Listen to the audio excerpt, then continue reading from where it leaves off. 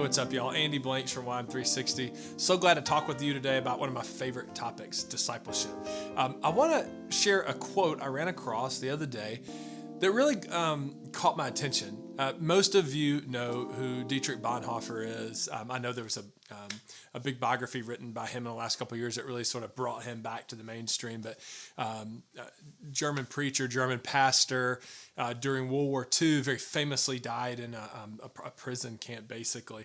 But his book, specifically The Cost of Discipleship, is a book that really impacted me early on as a young minister and as someone young in my faith trying to kind of figure it out.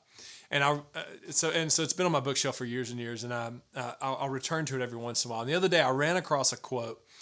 I was getting ready to do a training, a workshop on discipleship, and for some reason I just kind of saw it on my bookshelf, picked it back up, looked at some of my notes, and I ran across this quote, and I think it's so great, and I want to share it with you. And I want you to listen for how Bonhoeffer talks about discipleship, and maybe how his definition of discipleship is different from your default definition of discipleship. Like, so when I say discipleship to you, what do you initially think of?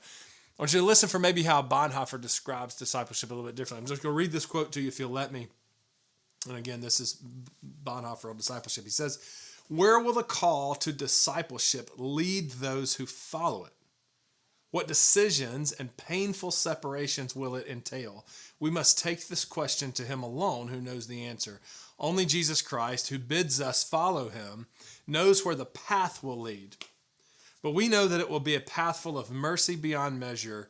Discipleship is joy." So there's a juxtaposition there, right? He ends with discipleship is joy.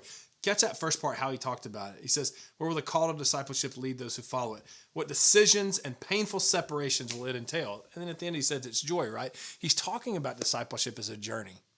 He's talking about discipleship in the context of following after Jesus. That's his definition. What will this journey entail? What will this path be like? Only Jesus knows, who beckons us to follow him. I love the way Bonhoeffer frames discipleship as a journey, as a following, because that's what discipleship is. So many of us in a church context, and we've all been guilty. Well, I can't speak for you. I've been guilty of this before. It's when we think about discipleship as vocational ministers, the first thing we think about is, what programs do I have to accomplish this? When I think about discipleship, I think Bible study, Wednesday night, Sunday morning. I think programmatically.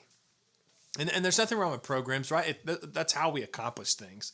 Our schedule, our calendar is how we get things done.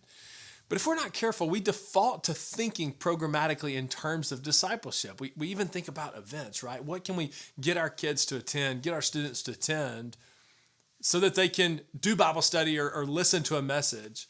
What I love about Bonhoeffer here is he talks about discipleship as this journey, as this following. Mathetes, that's the Greek word for disciple. And Jesus, that word was in play long before Jesus called his disciples to follow him, right? But before Christ, that Greek word kind of meant an apprentice, right? Somebody who just learns from you, learns a skill. Jesus changed the connotation of that word, and he made it into a follower. He made it into somebody whose entire life was wrapped up in this call to follow. What was his original call to Peter and James and John and Andrew, right? Follow me. As we think about discipleship, we've got to get outside of this default thinking that really thinks about our calendar and thinks about our program, and instead thinks about our students on this journey of pain and separation that Bonhoeffer talked about. This journey that's going to take us places and cause friction and tension, right? But that will also be full of mercy and compassion. As Bonhoeffer says, full of joy, because Christ is leading us out. So it's just a simple word to you. It's a reminder to you, a reminder to me, to think about discipleship, not in terms of kind of an assembly line to produce Christian kids when they leave your ministry, but more of that journey that we're walking along with students. How can we, as youth workers, position students to where they're following after Jesus? How can we position them to see him, to see the steps he's taking, to see where he's following them, and then to walk as he walks? That's a great question for you today to think about, maybe ask your team about, and it's one that I'm thinking about as well.